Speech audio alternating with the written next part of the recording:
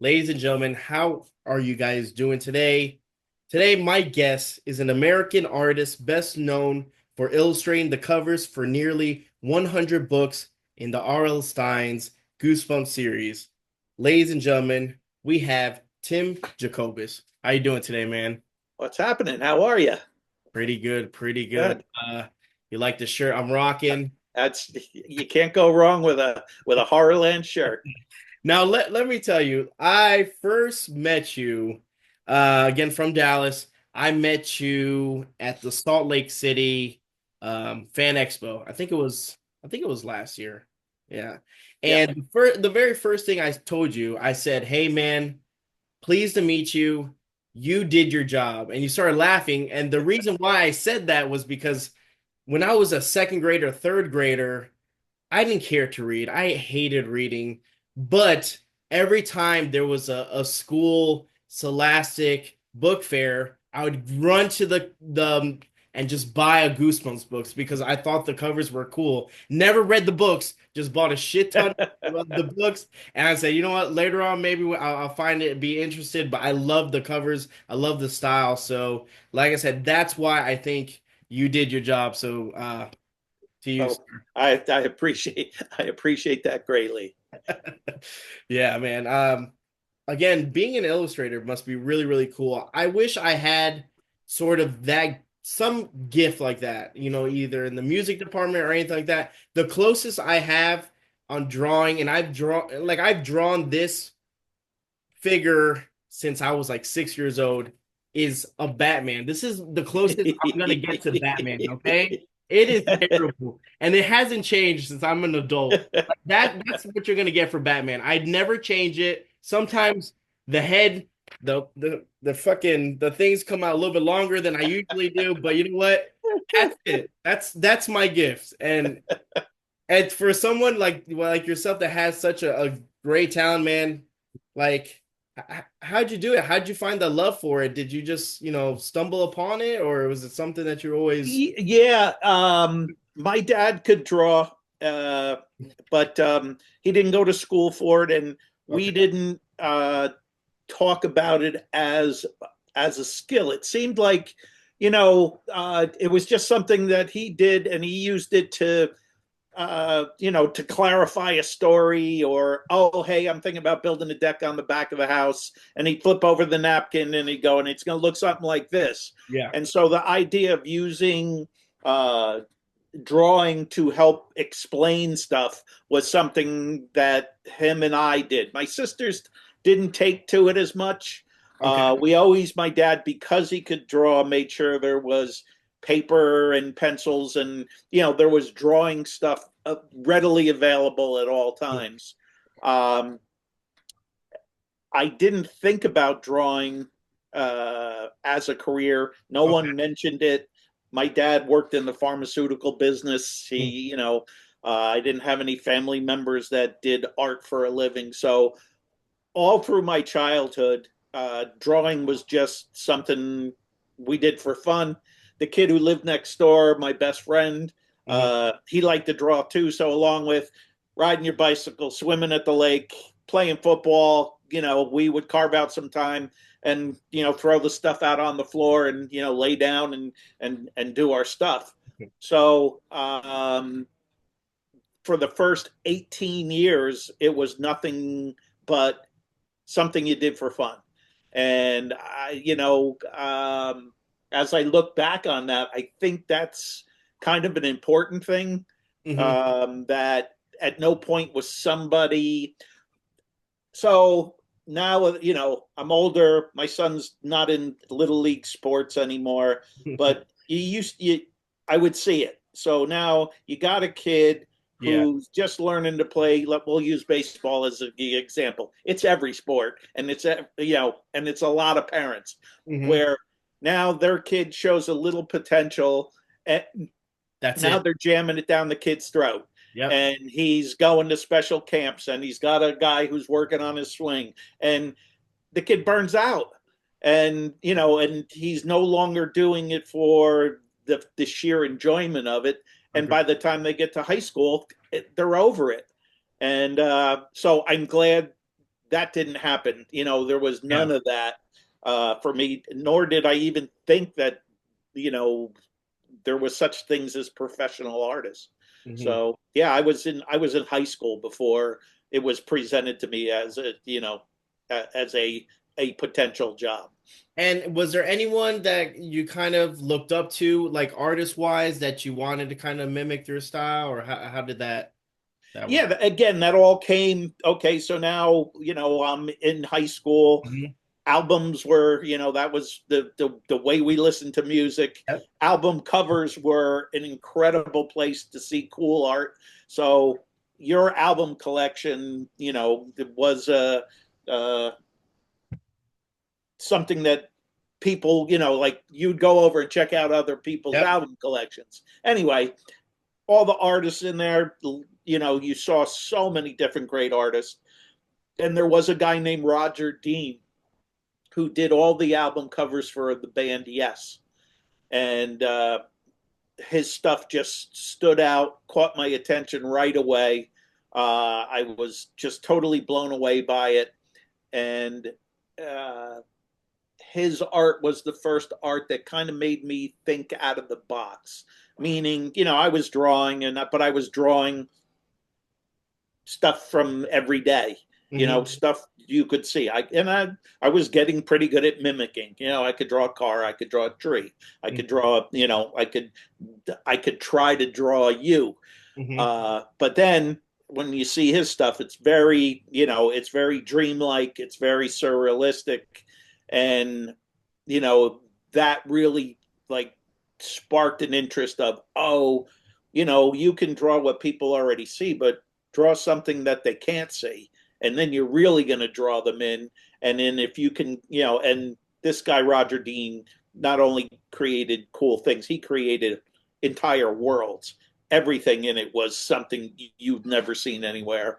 And I started to go down that rabbit hole of, all right, well, let's see what we can conjure up that no one else can see. And the only place you'll ever see anything like this is in one of my drawings or one of my paintings.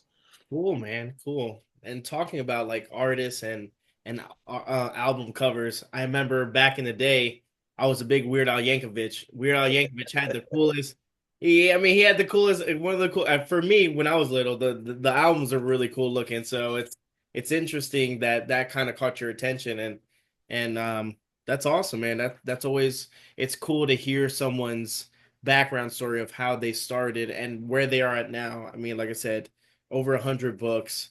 Let's talk a little bit about your, I wouldn't say dabble, but your introduction into the Goosebumps. How did it start? Did you meet R.L. Stine first? How did that all work out? So I had worked with Scholastic Books for a little bit. I Okay. had done some kids' books for them. Um, Maybe I had worked with them for 4 years. Not a lot of books, a half a dozen, maybe 10. Anyway, I had never done any horror. Okay. And when Goosebumps came along, I had just finished up a project, so I was kind of standing there with nothing to do. And they they thought it was their idea to put me on it. Okay. And they said, "Oh yeah, you'll be going to work on this series with R.L. Stine." Now, R.L. Stine was totally established by then. Hmm. He was doing Fear Street. He had been around a long time, and he had a real track record. But I didn't know who he was, Okay. and and again, almost. I'm going to say this probably three more times just to hammer it home. Social media, the internet, Yep. Wasn't was there. in its infancy or it really didn't exist. So I couldn't go look up who the hell is R.L. Stine. And so I, just went up when they told me, I went, oh, okay, pretended I knew who he was. And eventually, learned who, actually what a powerhouse of an author he was. Hmm. Um, so they didn't actually pick me right away. They picked me and they picked another artist named Jim Thiessen. Okay. He had a more he had established himself in the horror genre, and mostly for the adult market. Hmm. And so they weren't sure if they were going to go with that style, or they thought I don't again I wasn't there for the meetings that put me in the running, but they said, look, you do. They came to me and said, look, you're going to do book number one, Jim's going to do book number two, Yep. we're going to run them all the way through, we're going to print them, we're going to put them out, and then we're going to kind of just look at it and then all decide who's going to do the remaining books. And at the time, the remaining books, it wasn't like, oh, there's going to be 100 more. Exactly. It It was just was, a there's going to few. be a couple more. There wasn't even a number designated, but it was like just a few. So Mhm. it wasn't like this was a life or death. This wasn't Yeah, a, I get you. a death match between me and Jim.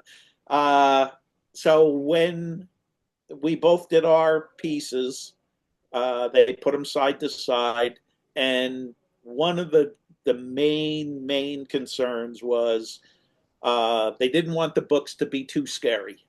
Hmm. They thought, the worst case scenario for the series was the books would blow your guys' minds. You'd end up in your parents' beds totally freaked out, not just a little freaked out. And then your parents would write us nasty letters Pissed off. and they'd never buy another Goosebumps book again. Yeah. So, when with my art, which That's what. became a thing for Goosebumps, right? So the idea that I was using more saturated colors, and I wasn't using your typical horror themed palettes, and they were like, "Ooh, that's good. That takes the edge off of it."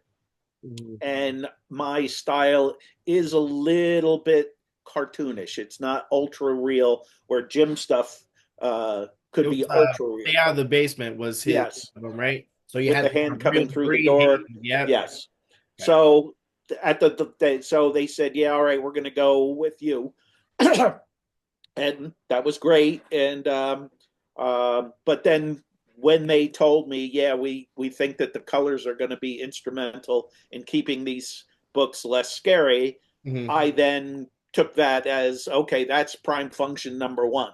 We're going to make sure that these things are as colorful as could be, Hmm. and we'll that was the first, for me, the first Goosebumps rule. All right, they told me that, you just let's play it up. So Hmm. yeah, I went back to the everything I ever learned in color theory class in art school, and just started to dial it in from there. Definitely, man. And again, that's one of the things about those Goosebumps books that make it so special is just the vibrant colors and how you use them and how you kind of it's amazing. It's like I said, the pictures and the books, the covers are amazing. Now, was there anything between like conversation wise, like especially for like the first book, right? Like, did you talk to Arl Stein? Did they go, hey, this is what Arl Stein wants? Like, he wants this, like, and was he, certain on things like that, or is it kind of just like, hey, he wants a house, do what you can? So you would think that, being that he's writing these books, that Exactly. he would have a huge say in what goes on the cover. Uh-huh. And authors rarely get it. They don't rarely get a chance to put any any input into it at all. Authors work with editors, illustrators work with art directors and editors talk. So RL and I worked on the Goosebumps series for nearly 2 years before we were in the same room together and I got a chance to shake his hand. Wow. So going back to your original question, I'm working with the art director. So RL's writing the book at the same time I'm doing the cover. Yeah. So he gives me the title, a couple of sentences, sometimes a paragraph.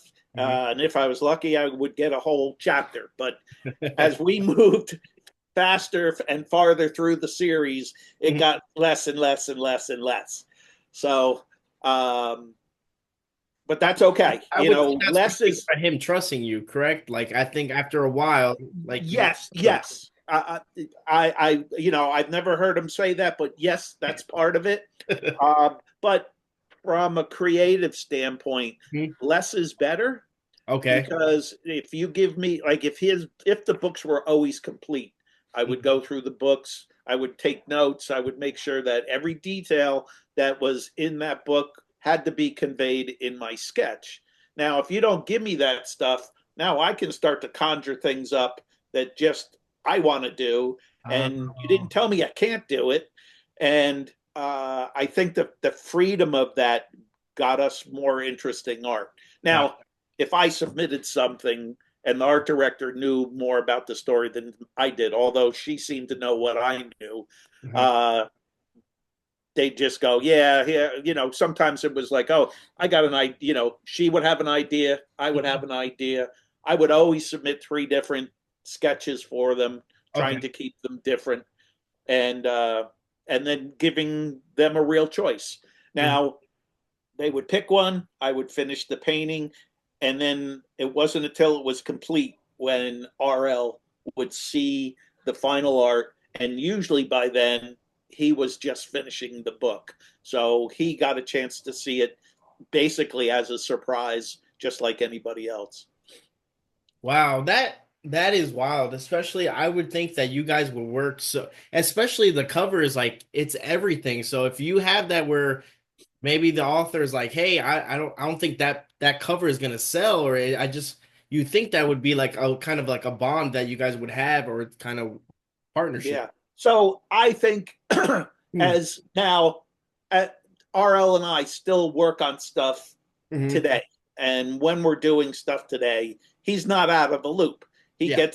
He gets to see stuff. I'm sure they're asking him stuff behind the scenes, but um,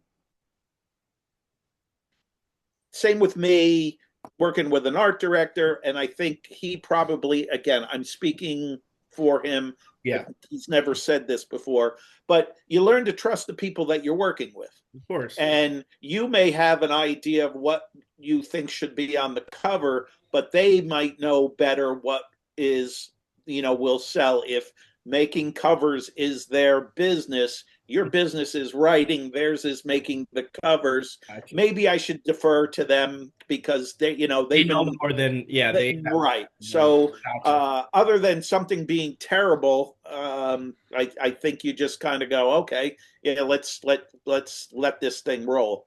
And same with me. If when I turned in my three sketches, I always had a favorite in the batch. But if they didn't pick my favorite, okay, Yep.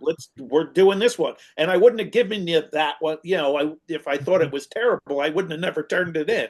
So what was nice is we never had to go back and do a fourth or a Yeah, fifth. that was going to be a Yeah, no, there was there. always something we could work with. Hmm. Uh, the a typically, I mean, typically it was like, yeah, number two, we like that one, let's do that one. It would be that simple. And that's it. Sometimes it would be, hey, we like the character in sketch number two, but the background in sketch number three. Can you mush them together and give us that? Sure, I can do that. So that would be the extent of the changes. But the fact that we were doing a book a month, that really had a huge determination on how much fooling around people could do with, oh, Hmm. I got a better idea, or maybe we should change this, or like we just didn't have time for that. It was Gotcha. really, okay, that looks good. Let's Do go. the painting. I'd get the painting done. I'd turn it in. They'd look at it and they go, yeah, that's great. Here's the next one. Get started on the next one. Let's go. Wow. So, and that's not how the business generally runs. Okay. Usually, when you turn in a piece of artwork, Hmm. that's not the end. Then it goes into a meeting and a bunch of people say stuff about it. Then you get notes and it gets sent back to you. And then you make the adjustments on the painting, and sometimes it comes back twice. Gotcha. So with Goosebumps, no, not it was. It's done. It's That, done. Hurry up. It's done. Put a fork in it. Let's go. Let's go. that's wild. That's cool. Now, when you first, do you remember, like you said, the first time meeting Arl Stein and that interaction with him? Yeah. He was. It was a scholastic event. Boy, I wish I could remember better what it was actually for. But he was the keynote.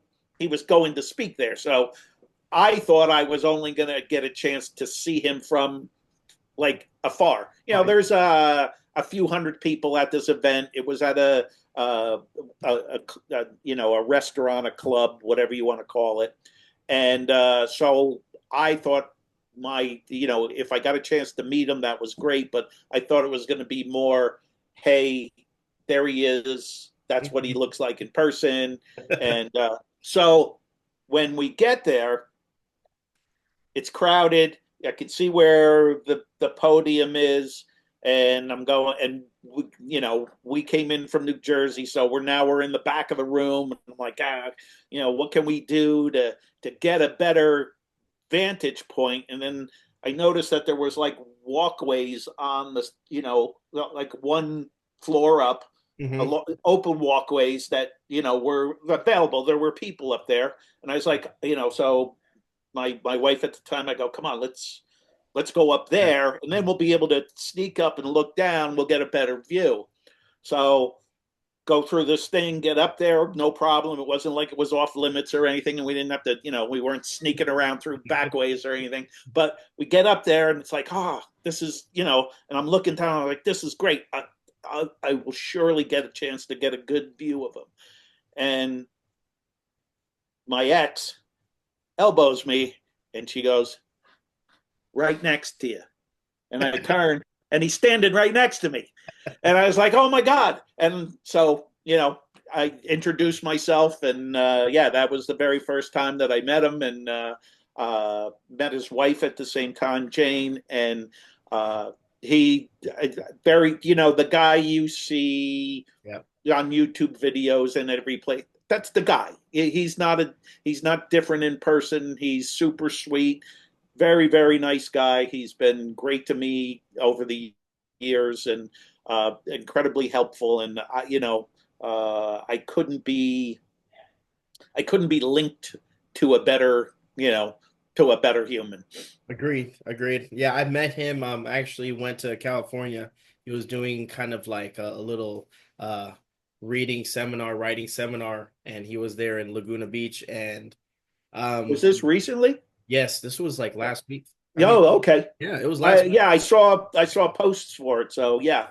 Yeah, so I just went just for that. I stood in line. It's crazy the amount of people that showed up. I I thought, I heard numbers. Yes, I man, heard let me tell you, numbers. I thought I was like, I flew in from Dallas to over there. I got in around like 11 o'clock in the morning. I was like, yeah, I'll just go to the beach. The thing starts at 6. I'm like, maybe if I get there around 4:35, I should be good. That should be good. Nope, I messed up. It was in the library. I called the library and I'm like, hey, by any chance, because it happened before. I'm like, hey, is the RL sign event still happening? And she goes, yes. And I go, oh, cool. And this was around 2 o'clock, 2:30. And I go, is there anyone there by any chance? And she goes, yeah, there's like around 40 to 50 people already here. I go, it's 2:30 on a Wednesday. I'm like, people don't work. I was like, I had to take an Uber. I didn't eat. I had to go straight there and just get in line. And I was like, the amount of people, and I understand, but the amount of people that was there were like surpassed my mind, man. Like I was like, wow, like he really did touch a lot of, Oh, this absolutely. generation. It was crazy. It was crazy. All the shirts, people dressed up as Slappy. I mean, and Nice. we stood in line till 6 o'clock. And then he did his seminar, which was great. It was there for an hour from 6 to 7. We got out again and we had to redo the line Oh, autographed. And I was like, oh, oh my, yeah. And that was from 7. And I'm like, I don't think I'm gonna make it. It was from 7, and I finally got to meet him at like 9 o'clock. And I was wow. like, I don't know how he's gonna do it because people were like, yeah, he's a little bit overwhelmed, he's tired. I go, I can you imagine? It's so many people, and I mean, get Yeah, me tired, overwhelmed. Heck yeah. exactly. And I was just like, oh my god, I'm like, this is gonna happen. I'm gonna get to the door, and they're gonna be like, hey, he's gonna be done for that. I'm like, oh, this is gonna happen, but. I finally got to meet him. His wife was there, and it was an outer body experience. It really was just to tell him like, man, like you made me, you made me want to write, and it was cool. It was really cool, but it just shows you was like I think 33 years of Goosebumps, and there's still fanatics. You know, Yes. Oh, it's not. it's It's wild. it doesn't seem to be. It doesn't seem to be getting any lighter. And then guys your age, and I know you have kids, Yep. but you got a next generation coming up behind them because your passion for it is being. You start reading them to your kids when they're Yep. young, and then you go, okay, now you can read them from here. And yeah, there's Keeps it's going. it's it doesn't make sense. I mean, I know it makes sense to you because it's you grew up and you did it but from my vantage point, Yeah. I love it. It's cool. But it doesn't, like every time I go every time I go to a con, I always, I'm always thinking, well, at some point that's got to be it. Like They they're just gonna keep putting stop. It's gonna go away. They're not gonna remember you, it. and and then every time I show up, I'm going, wow, this is crazy.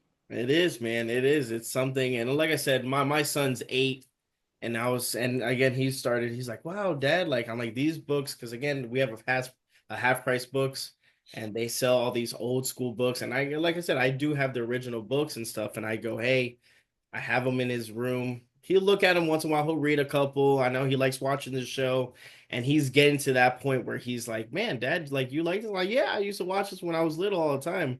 He used to, scare the shit out of me. He was like, and he loved it. And he watched it, and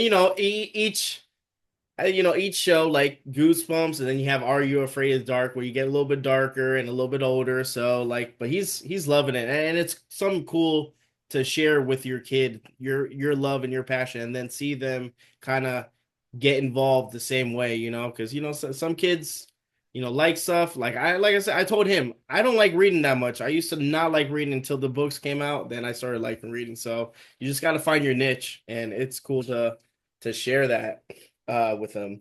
Now, let's talk. I have a couple books here.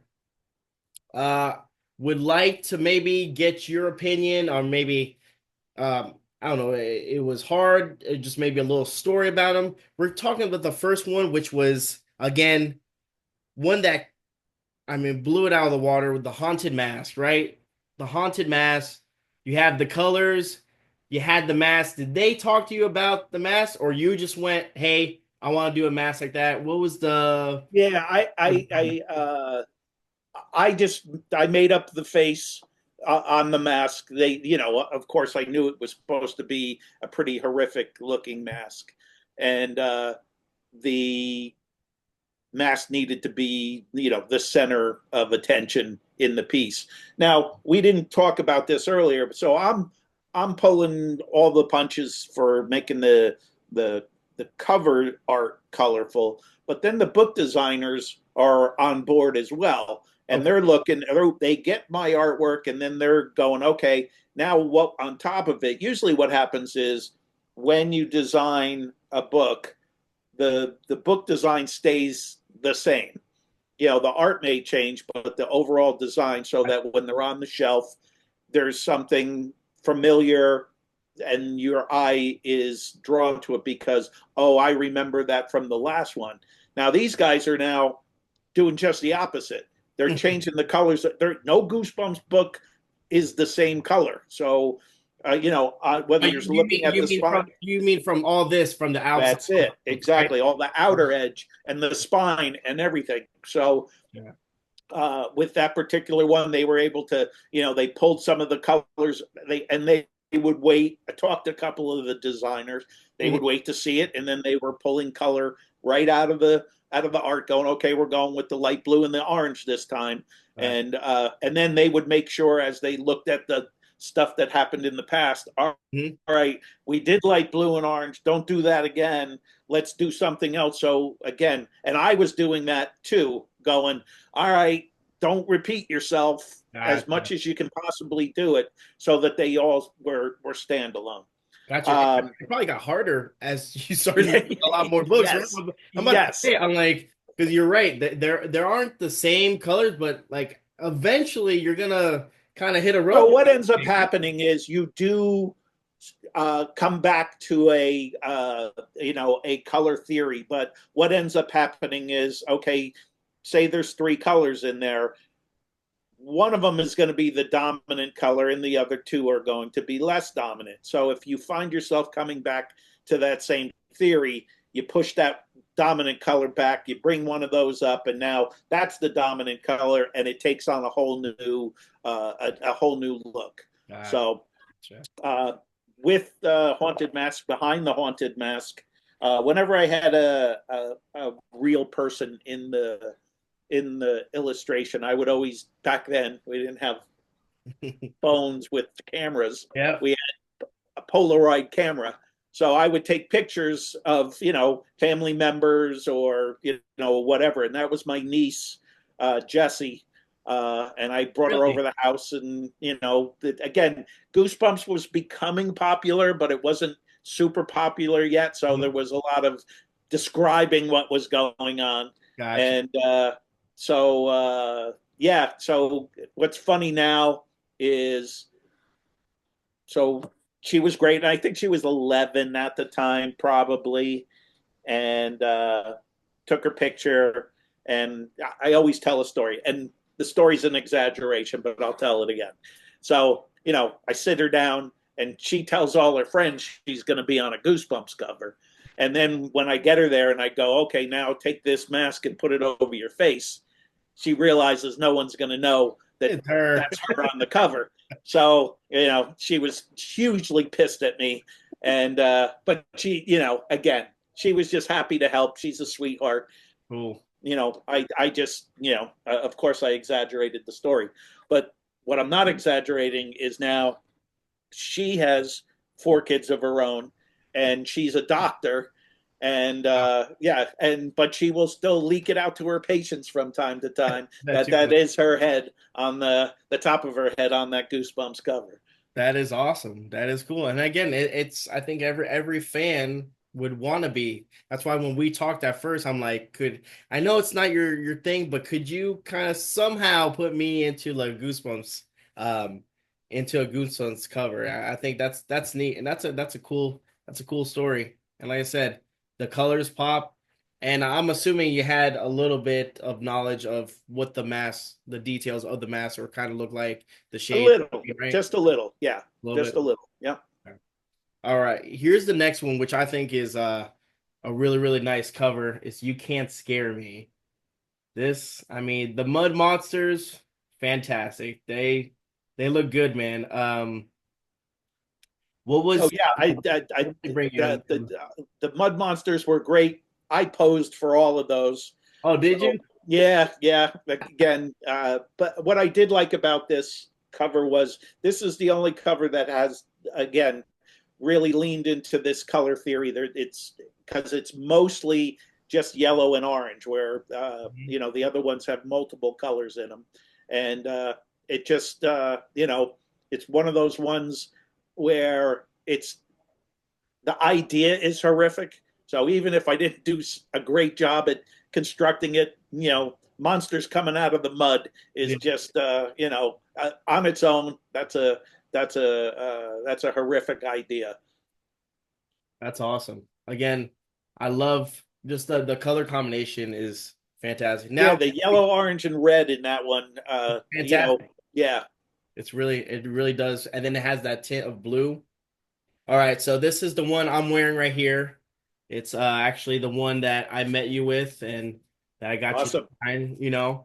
So let's talk about this. Again, this is one of the ones that it has that hint of the background with like the sunset going down. It's Yeah, it beautiful. was fun. Yeah, the entrance to this horrific Horrorland, didn't know a lot of what was going on in Horrorland because it wasn't written yet. So I Okay. couldn't pick out any Ride or specific, something. right, the ride, the event, the whatever. So all I knew is that, so we had an amusement park.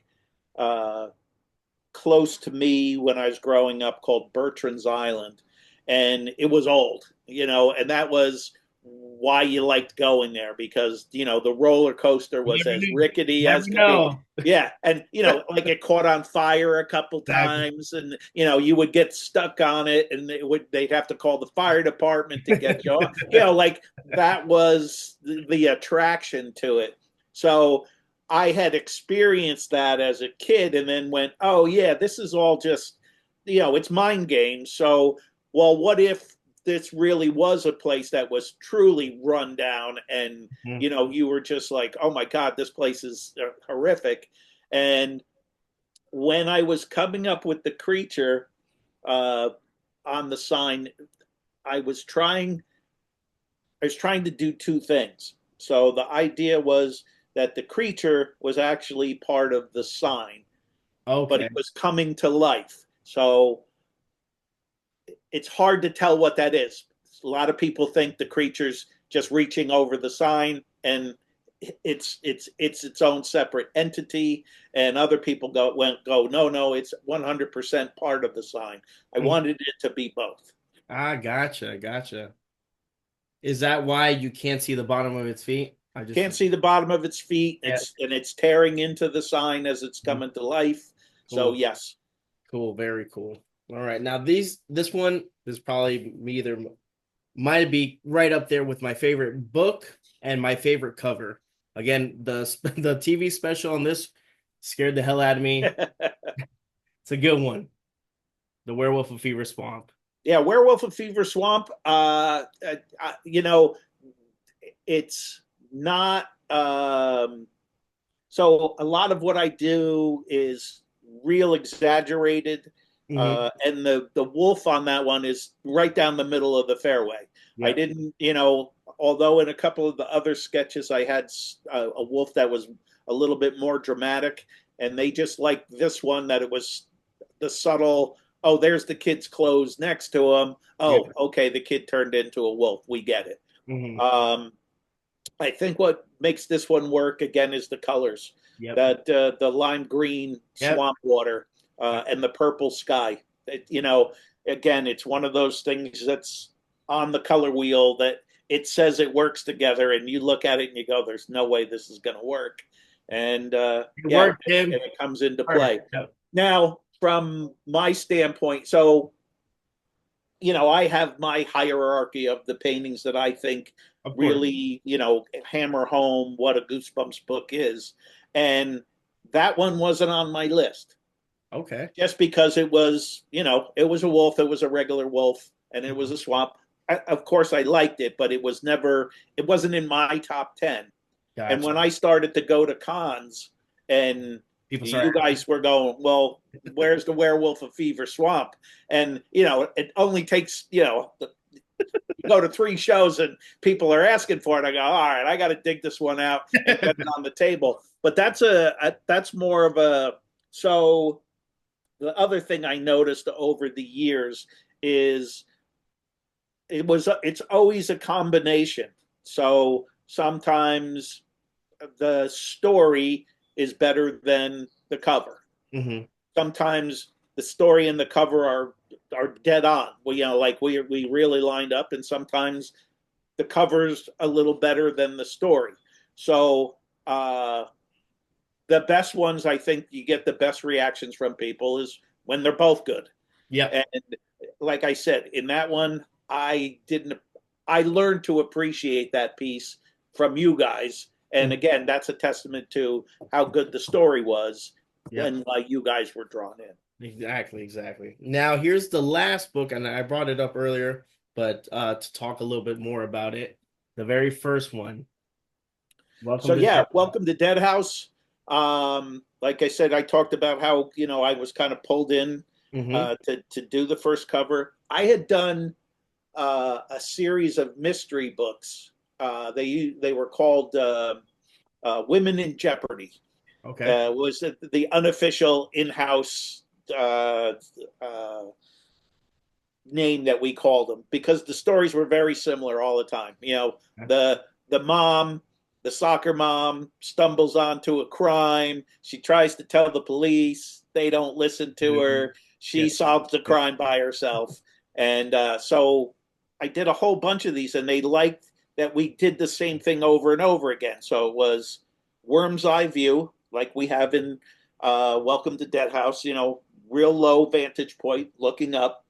There's a building, and in the mystery books, the building would always change. It Okay. was always nighttime. There was always just a single light on somewhere, and right there. And then there was some extra thing, a clue, a cigarette butt in the on the ground, a doll, a shoe. In this one, we put the guy in the window. Yeah, I was like, So yeah, we weren't fooling around. No, we're not getting mysterious here. This is for kids. Put the bad guy in the window. gotcha. So they were just going, yeah, we really like these. You think you could do something like that for this? So for the very first Goosebumps book, it was kind of a reimagination of Oh, the stuff that I had done, except, also got a chance to do a way cooler house where, definitely. I did a lot of, apartment buildings and, Mhm. again, the haunted house, you can't go wrong with the haunted house. No, love it. Like I said, great.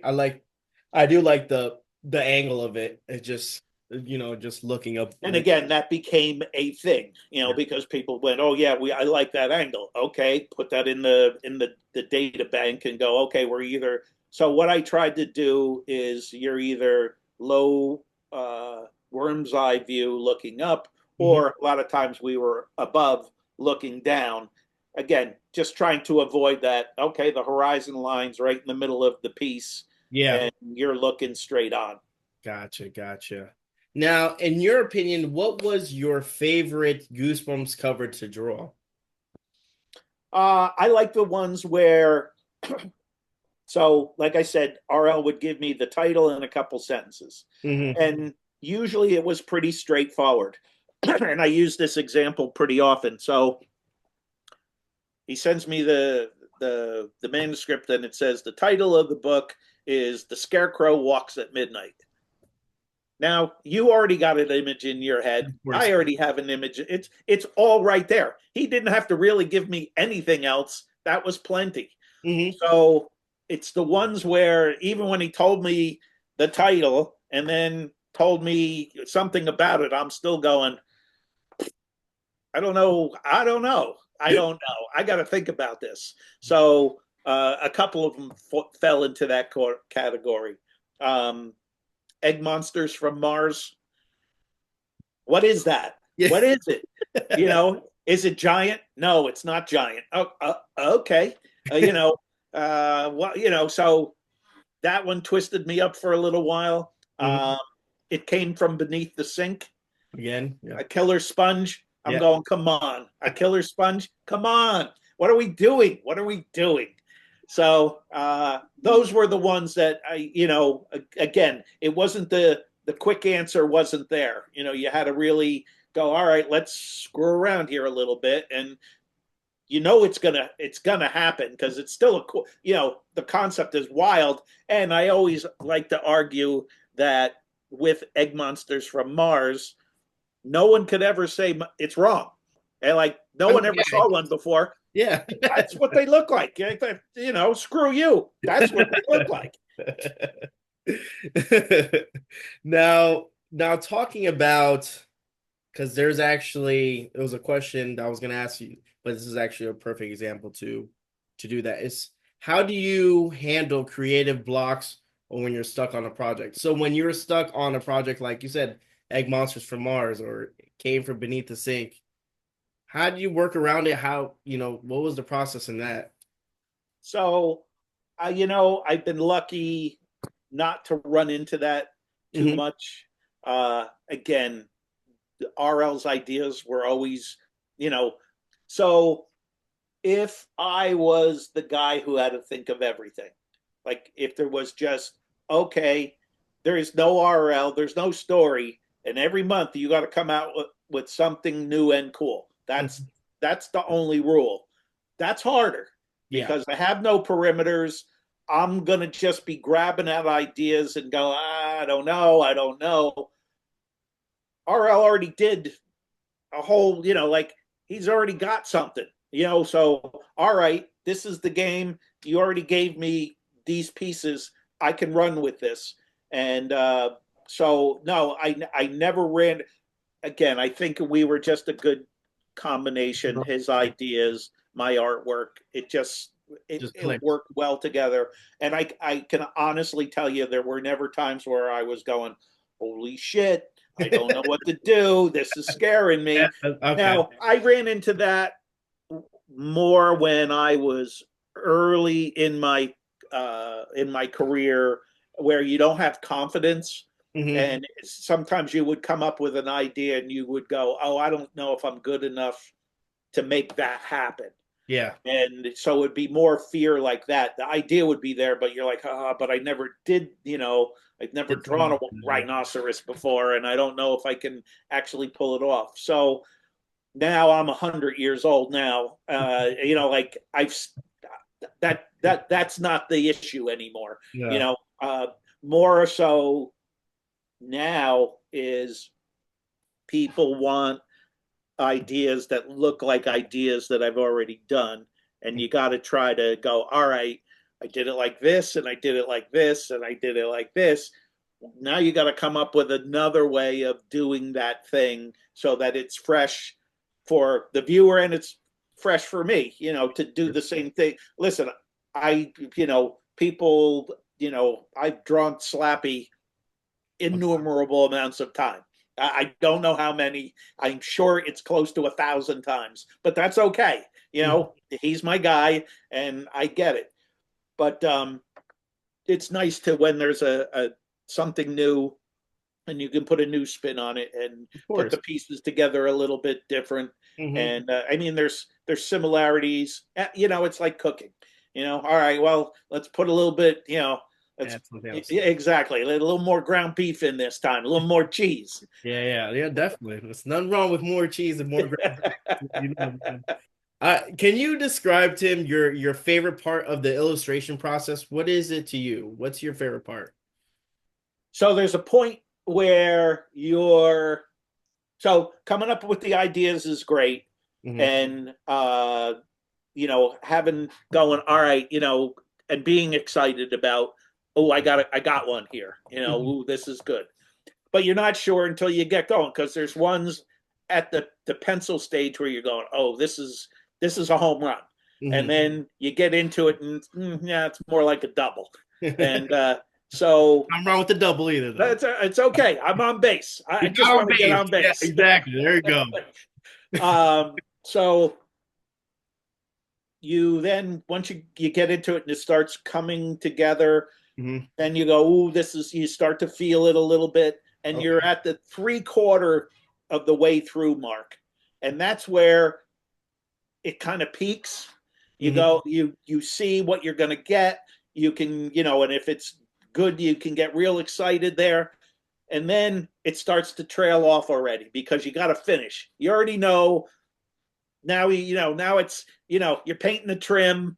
You're putting the tools away. You're sweeping up. It's that stage of the game where you go, okay, I know what I have here, but come on, hurry up. We got to finish it. And you lose a little of the enthusiasm, but it's Hmm. that 3/4 of the way through mark where you go. That's where all the I there was, and there still are times where you get to that point and you literally stand up out of the chair and you're like, right on. Yeah, Yeah, yeah, yeah. That definitely. that's good. That's it. There you go. Do you have some like laying around the house, like some unfinished Goosebumps like covers, or even like prototypes that you have just hanging out? Yeah, Well, right. there's you yes and no. So like I said, um there is a book out called The Art of Goosebumps, Hmm. and it covers uh every cover that I ever did, and it also shows the rejected sketches that Okay. never made it onto the Goosebumps cover. So Interesting. I have files that are stored away in the attic, and there are, those would be unfinished Goosebumps covers that no one got a chance to see. But there's not any that were started and then somebody said, no, put that aside, that's no good, and do this one. I don't have anything like that. That's good. That's good, man. How do you balance client expectations with your own artistic vision? Now, I feel like the more I talk to you and how you're explaining stuff, and I remember when I was talking to you, I'm like, hey, I kind of want this sketch. Now I want to be like, well, hold up. I want you to do whatever you want, whatever you're thinking, because I'm like, I don't want to close you in. But how do you balance that, man? So you got to remember what you are. I am not a fine artist. I Hmm. am an illustrator, Hmm. which makes you a hired gun. Hmm. And my job is to do what you want. Whether I want to do that is irrelevant. Right. I need to, you tell me your idea, and I need to get it down and do the very best I can to get your ideas down and turn it into a visual and hopefully exceed whatever Expectations. expectation or visual you had in your Mhm. head. I've started out, and early you got to get away from that. Oh, oh, I have all the right answers, or I'm so fucking smart at this. I'm not, because I've had people give me concepts where Mhm. at the beginning I'm going, It's not. I don't think that's very good. I'm not crazy about this, but okay, this is the deal. We're going to go through it, and as I work my way through it, all of a sudden I go, oh, holy shit, this is pretty good. And then when you get done, you got to hand it to them and go, hey, listen, going into this, I didn't like this Hmm. concept, but now that we're done, you were right. This really worked well. So yeah, you got to trust sometimes where you may not see it early on, but it will probably happen somewhere down the road. Definitely. All right. And before I let you go, what are your projects right now as we speak? What are you So involved there's a little bit of everything. in? Okay. Yeah, I'm having some guy wants me to draw a picture where he's in it, but fuck, what a pain in the ass. What an asshole. Like, come on, man. Like I said. It's funny. My like my calendar just dings and tells me when I'm supposed to be doing something. So I didn't think that we were. I didn't remember that we were doing our talk tonight, and Mhm. I started your sketch this morning. So it was funny. I mean, you're on the other monitor. You're staring at me. So I got dual you God, looking at me. jeez. So Sorry for that image. but no, but this is a good example of the stuff that I'm working on. So what's ended up happening is you guys are now, all the original Goosebumps fans are all adults, and you have adult lives and adult careers, and some of you are art directors, some Mhm. of you play in bands, some of you work for ski companies, and you send me emails and they all start the same way. They say, hey, my name, fill in the blank. I Yeah. read Goosebumps when I was a kid, and now I have this project, and I want you to do your style on my thing. So my original Goosebumps readers, fans, are now my new employers. Great. So Big it just circle. got full circle. And what's nice is that everybody is. So there was a time where people this is more so prior to Goosebumps, Okay. is they would kind of describe a style that they would want me to do. That doesn't happen anymore. I know what they want. They know what they want, and as long as there's a couple of elements in there, I still know how to, I still know how to. I still have the recipe, and I still know how to bring it around. So Add the little beef. Just that add the that's little that's a beef. huge compliment to me, as I've done some pieces recently for other things. Magic the Gathering, the card series. Okay. They came out with a horror set this past fall. They graciously asked me to join in. I got a chance to do 3 cards, and not many people, like, I'm not known that well in that Community. group. Yeah. Right. I mean, there's crossover, but they have their own people. And the biggest compliments that I would get to me was, holy shit, that's pretty interesting. That looks like a Goosebumps cover. That's exactly what I want them to say. Yeah. I want them to say, this looks like Goosebumps art. Yes, perfect. Then Yeah. I still can make it. I can still get that to happen, even though it's a completely different image. It's a completely different market, Mhm. a game, or just a whole different entity, Mhm. and the style still shows up. Cool, man. Cool. You still got the touch. All right. Now that we had a conversation, now you kind of picked my brain. I'm gonna let you do what you gotta do. I don't even want you to don't even listen. All the emails I send you, don't even worry about. Wipe your face with it. You do what you not. No, we're gonna keep it. Yeah, no, we got something. We'll do you something that you'll be happy with, I'm sure. no, I'm not worried about it at all. I know my kid's gonna lose his shit, and then I'll probably email you after I get mine and be like, "Hey, my kid wants to do the same thing." So there you go. It's a revolving circle. I got 2 of them, right? So, before I let you go, I wanted to say, Tim, it was a pleasure having you on, talking about your career. I mean, it's an amazing career. I'm glad that you're still involved and that you're getting your flowers, and people are. I know I talked a storm about you when I was in line for 3.5 hours waiting for our sign. I go, listen, he does the cons, like you can still, and they're like, really? Like I didn't know. I'm like, yeah, like so I'm trying to get you some business. Awesome. Right? Thank you, All much right. appreciated. But I just want to say, like I said, thank you so much, and I appreciate it. And then I'll see you in a couple weeks, man. A That couple. sounds good. All right, buddy. All right, you All right, take thank care. you so much, man.